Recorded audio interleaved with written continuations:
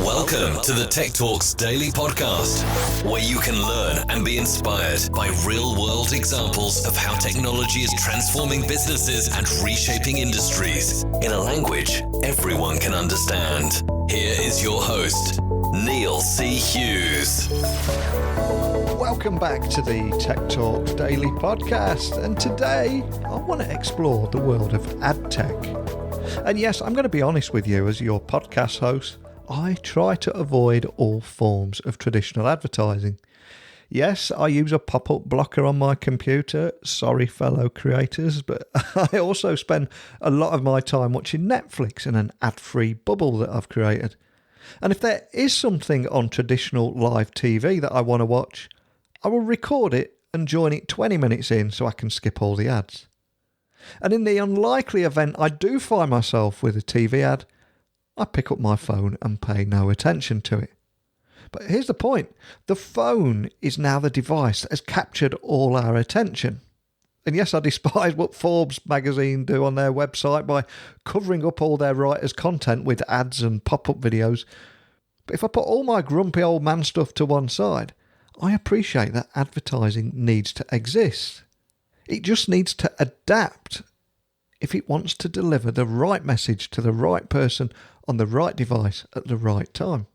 Essentially, I think we need to explore creative ways to tell a story with smarter placements. And this is a problem that a company called Adludio set out to solve. And they are a technology ad company on a mission to drive and redefine the future of mobile advertising. Adludio was funded in 2014 and was formerly known as Future Ad, and they specialise in using technologies including augmented reality and 3D effects to bring ads to life on mobile. And they were also listed in Deloitte's Technology Fast 50 for the second year running last year, making it one of the fastest growing ad tech companies based here in the UK. So that was more than enough to grab my attention. So come with me back to London so we can speak with Paul Coggins, co-founder and CEO of Adludio. So a massive warm welcome to the show. Can you tell me a little bit more about your background and what brought you into the world of advertising? Yeah, no, thanks very much. So, I'm slightly long in the tooth. So I've been doing advertising now since about the mid-1990s. I was selling banners back in London, back in the days when you could fit the entire digital industry into a pub in London. And in fact, we did most days. So since then, just done a series of advertising and digital startups, many ways kind of riding the kind of wave, the ups and downs of advertising over the last sort of 25 years. Seeing, incredible changes, from, struggling to sell one banner on a not very engaging website to the £190 billion industry on mobile alone that it is today. So, those changes, they've been exciting, they've been fun, but they've been kind of difficult in many ways as well to manage. Excellent. So here in 2020, you're with Adludio, of course. So can you tell listeners a little bit more about that and what are the company's unique selling points and what separates you from everything else out there? Yeah, so Adludio, we went to market about 5 years ago, very much with the belief that advertising that was on mobile devices sort of in 2015 was a bit intrusive, didn't really play to the way people use their mobiles. So you were getting 30-second video ads straight from TV, and you were getting banners straight from desktop. And yet the way we use mobiles is very different. It's touch, it's drag, it's drop. You're engaging with those mobile phones hundreds of times a day. So we very much thought that you needed a different approach. One that kind of tied in with the way people use their phones. So we came up with what we kind of loosely term sensory advertising, which is the premise, the kind of more senses you engage, the more memorable an ad is going to be. And it's essentially short 3 to 5 second interactions whereby you're engaging with the ads, and the creative becomes the central, most important point of the ad. I very much of the belief that the last 10 years, the industry has focused so much on targeting who the consumer is. We know everything about you, your behavior, what you do. And yet, by far, the single most important aspect of getting anybody in that kind of top part of the marketing funnel is how good the creative is. So that's the kind of starting point. And 5 years later, we've grown the business. We're in about 7 cities globally. We've got a big presence in APAC, good presence in the USA. And we're using the data around how people interact, not necessarily who interacts with the ads. And by that, I mean, whether people are swiping, engaging, how they're interacting with the ads. And yeah, it's been a journey. And we've, been lucky enough to work with, hundreds, if not thousands of premium brands and continuing to grow. And for people listening that are outside the industry and a little bit intrigued about sensory advertising, can you, tell me a little bit more about exactly what it is and why you think it matters so much? So advertising, and specifically brand advertising, is essentially about memorability. So people are spending a lot of money in order to memorize ads. Now, if I was to ask you, what was the ad that you can remember, for instance, on Facebook recently, you will not have a clue, because you are scrolling past it in such a hurry that you have absolutely no idea what it is. So it's our belief that if you engage with an ad, you're going to memorize it more. And there's a bit of science behind that as well. It comes from kinesthetic learning. So think about when you're a child, or even when you're riding a bike. You learn by riding, not by watching. For us, it's exactly the same process going on with advertising. You memorize by engaging, not by necessarily scrolling through. So it's that premise about making advertising relevant to a mobile phone, making it fun, making it short, making it non-intrusive, and ultimately benefiting the brand who's going to get increased memorability.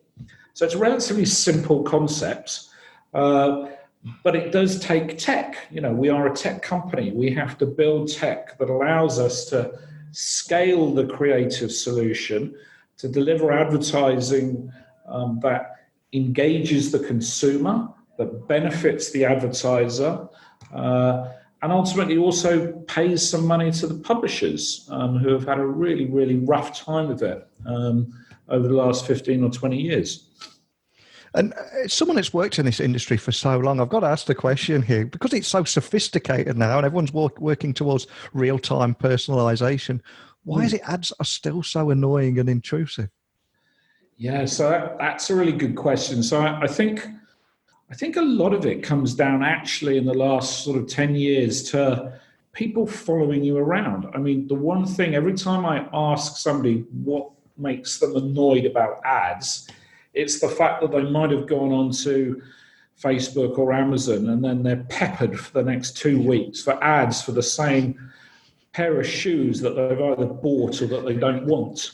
And, it's that impression that people are tracking you and following you and annoying you that ultimately is the big problem. Now, the ad industry is trying to fix that. So obviously we had GDPR come in. Google is going to ban cookies in the next couple of years. So all of this is going to change. Now, to what degree it benefits just Google and Facebook, and to hell with everybody else, we've yet to see. But, that's my own slight concern about it. So that would be one thing. The second thing I think that is what we're trying to address is creativity. So most of those ads that we're talking about that have been following people and are super annoying are also super boring. I often ask people, what is your most memorable TV ad of all time? and everybody will come up with something. It might be Coca-Cola or, a Cadbury's cream egg, or everybody has got something they can remember. Ask the same question on mobile. What is your most memorable ad on a mobile? And there's a blank, and yet this is the interface that everybody is looking at, 100 times more than they do a TV. So we need to bring creativity back to the center of advertising. Not only does it draw people in, but it engages users. It makes advertising fun, not annoying. There's a plethora of reasons, but I think those two strands probably are the killers. We have talked about some of the negatives there, but it's equally fair to say that we've come a long way in the evolution of the advertising industry. So could you possibly share some of the hurdles that you've had to overcome along the way to get where you are now? Yeah, so look, I gave you some of the negatives there, but I also like to balance that with some of the benefits of advertising. So let's assume a world where there are no ads online. Yeah, who's going to pay for the content? Yeah. Think about all the massive advances that have been made in what is a communication revolution in the last 15 or 20 years. Most of that has been paid by advertising, all Google's innovations, Now, and for me, I think a lot of these have been hugely beneficial to society. So there is good and there is bad. And we have to kind of balance the two up. And in terms of, what issues have I faced over the last sort of 25 years, it's literally keeping up with stuff. Yeah. It's that constant evolution. If you are doing the same thing today, that in 3 years' time, your business will be dead. You have to keep on evolving and reinventing yourself, almost pivoting the business. It's quite a strong word that kind of the venture capitalists that might be investing hate, but you keep on having to move on. 2010 wasn't that long ago, and that was really the dawn of the smartphone. Prior to, those years, the mid-2000s, there was no smartphone. All advertising on mobile was by text or was by SMS. So think about how much that has been a massive shift in the last few years. How do you compete against the GAFA now as well? Google and Facebook account for 80% of all advertising revenue on mobile globally. 80%. It's insane. So smaller companies have got to compete and have got to be agile and they've got to be nimble. So a number of challenges. And what about Adludio? I believe you've got some big expansion plans for 2020. I appreciate you probably can't share too much, but is there anything you can share about the road ahead? Yeah. We continue to look at new territories. We've been in Hong Kong for about a year now. We've opened in Taipei. We're looking at mainland China and trying to understand how we can operate within the firewall with our tech and how we could replicate our architecture, etc., out there. We're also geographically looking at some other territories, so LATAM, so Brazil, and then the US. How do you expand into new geographical areas within the US? In terms of the product, we can keep evolving and iterating it. So we are in the process of integrating a kind of physics engine into our ad server, which will allow us to essentially really double down on delivering massively interactive experiences in a single unit. And then we're also looking to launch a platform specifically for the direct consumer market at the moment. They're having big challenges because it's getting so competitive. If you were looking at a TV, for instance, between channels over the Christmas period, you would probably see any one of 100 mattress companies or any one of 50 D2C cooking type things. So there's a huge challenge there because their costs on social channels, on the likes of search and social, are rising. So we think there's a better way to build a brand on a mobile device without necessarily having the expensive TV. And building a brand is fundamental to driving new acquisition and new users. So we've got loads of plans and expansion, but also trying to measure that and not be too aggressive at the same time. Advertising is very fickle. We're in the middle of a really nasty virus epidemic out in Asia. That, unfortunately, is going to cut ad budgets quite significantly. So for a company like ours, that relies on advertising, we're also at the whims of kind of geopolitical ups and downs.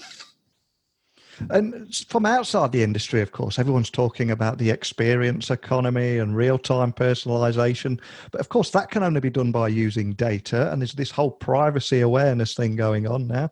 But then equally, by our actions, we're actually sacrificing our privacy for convenience without even realizing it. But I'm curious, how do you see the future of mobile advertising and where we're heading in 2020 and beyond?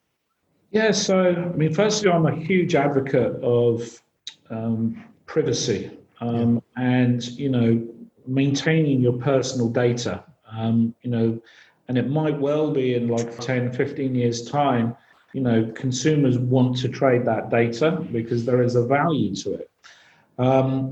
So in 2020, in the next couple of years, there are going to have to be a lot of advances technically on how ads are kind of delivered to people without impacting on their privacy. The ad industry has been pretty slow, really, to kind of react to the implications of GDPR. And I think the ICO in the UK is going to be coming down on a few suppliers, hard in the coming months. So everybody has to make sure they're doing the right thing by the consumer. So in terms of for us, it's hugely beneficial because we're, again, focused on the creative. And I think the creative becomes even more front and center as this kind of realization that targeting people to death is not good. It just annoys them. Yeah. So I think we're in a good position. Now, how does this go longer term? Well, the smartphone has been with us 10 years now. It actually hasn't evolved that much.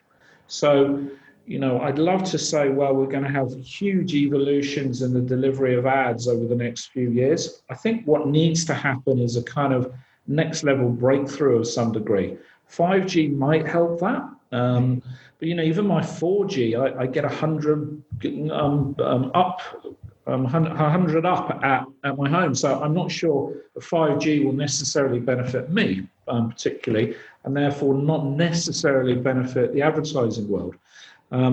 So I think it's going to be a little bit more of the same. It's going to be people making things quicker, better, and a focus on creativity. And for the business leaders listening out there, what are the key verticals that Adludio are going to be targeting this year? So we look to target, we're delivering ads in all verticals. So, we have a specific interest, if you like, in luxury. So the likes of Cartier, Bulgari, etc., specifically strong for us. That's coming out of Asia.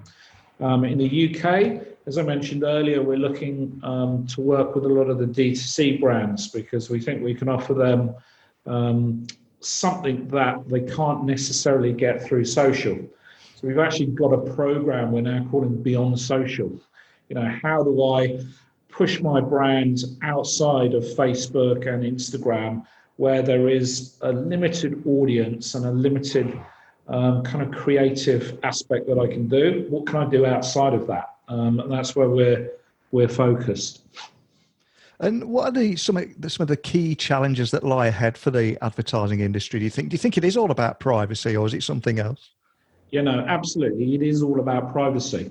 I think, what data can we have and what data can't we have is just going to be increasingly important. The other big one is the Google, Facebook, the GAFA that they've got. My view is that eventually they're going to have to be broken up. Now, whether that's 5 years, 10 years, 20 years down the line, I'm not sure. But, let's take Google. They have such a hold on the digital delivery. So they have, DB360, which is the demand side platform that they're literally all the publishers in the world are kind of plugged into. They've got their search. They've got literally their fingers in everything. And I do think eventually people are going to say, well, we have to split that up. It might be an EU-led initiative because I know they, have got them in their sights. But yeah, so that for me is the biggest challenge that I think the mobile industry has got. I can see you at the moment. You have a Brave T-shirt on. Yes, well spotted. Thank you. Fantastic browser and fantastic initiative. Now, whether or not they'll ever be able to challenge, the likes of Chrome, etc., I don't know. But we need more of those. We need more initiatives to compete against that, because otherwise we will be all at the door of Facebook and Google forevermore. Absolutely. And assumingly advertisers are going to need to become more creative. So assumingly, like you said earlier, creativity is going to play a key role in the world of advertising, isn't it? So creativity, again, is front and center. It's, the one big thing over the next 2 or 3 years is how do we make ads creative again? How do we engage consumers? How do we not bore them? And, I think even, I mentioned Google, I'll come back to them again, but even they've come out with some research that says that 70% of a decision of whether somebody, consumer, comes into that marketing funnel is not whether they've been targeted and how they've been targeted. It is the strength of the creative ads that they have seen or engaged with. And that realization will start to filter through. The other thing, I think the creative agencies are going to have to take mobile devices a lot more seriously. At the moment, the money for creative agencies is in creating TV content, TV advertising. That's where the budgets are, that's where they make their money. So they'll need to start making a lot more of these ads far more centric for the channel that they're actually delivering them on. And this means merging the media, the creativity, and the data into a much more unified delivery mechanism rather than silos. It's one thing I think we at Adludio do very well. It's merging creativity, media, and data. But I think the whole industry is going to have to move much more in that way. Now, I'm conscious we've covered so many talking points today, and there are going to be people wanting to find out more about Adludio and also maybe carry on the conversation we started today. So could I just ask that you point everyone in the direction of where they can find Adludio online and the best way of contacting your team? Absolutely. So simply adludio.com. I've got a website there with some examples of the creative we do. And by all means, if anybody wants to contact me, paul@adludio.com, we'll get through. So look, it's been fantastic talking. Really enjoyed it, and I'd love to chat with anybody who wants to get in touch. Well, it's been a pleasure having you on the podcast today. I'd love to keep in touch with you throughout the year and see how these trends are developing and get you back on here. But I suspect there's going to be a few people Googling sensory advertising after our conversation as well. I hope so. A big thank you for joining me today. No worries. Thank you. I don't know about everybody listening, but I learned so much from that conversation there. Yes, I've got my preconceptions about the world of advertising, but speaking to Paul and understanding the actual entire evolution of the advertising industry and listening to his insights on why mobile-first advertising is the future was incredibly enlightening. But I was particularly excited about sensory advertising and why that matters, not to mention those trends he mentioned in the advertising industry too. And finally, of course, for tackling that big problem in an industry so sophisticated, leveraging the best of creativity and technology, Why are ads still annoying and intrusive? I challenge anyone listening to go on Forbes' website, Forbes.com, pick an article of your choosing and try and read it without getting distracted by the videos and images and everything else that drowns out all the content. So kudos to Paul for tackling that problem with us head on today. But having heard that full story there and the evolution of the advertising industry and where it's heading, what were your thoughts? What were your takeaways? And were there anything that you think we could have tackled that we possibly missed out? Whatever it is, my email address is techblogwriter@outlook.com. Twitter, Instagram, LinkedIn is all at Neil C. Hughes. And you can also browse through over 1,100 episodes now with tech leaders over on my website, techblogwriter.co.uk, where you can also learn more about my new book on innovation and work with me. If listening to my podcast 7 days a week is not enough for you, you can get a little bit more, but I appreciate there's probably not a huge take on that one. Seriously though, a genuine thank you from me for tuning to listen to this podcast. And until next time, don't be a stranger. Thank you for listening to the Tech Talks Daily Podcast with Neil C. Hughes. Remember, technology works best when it brings people together.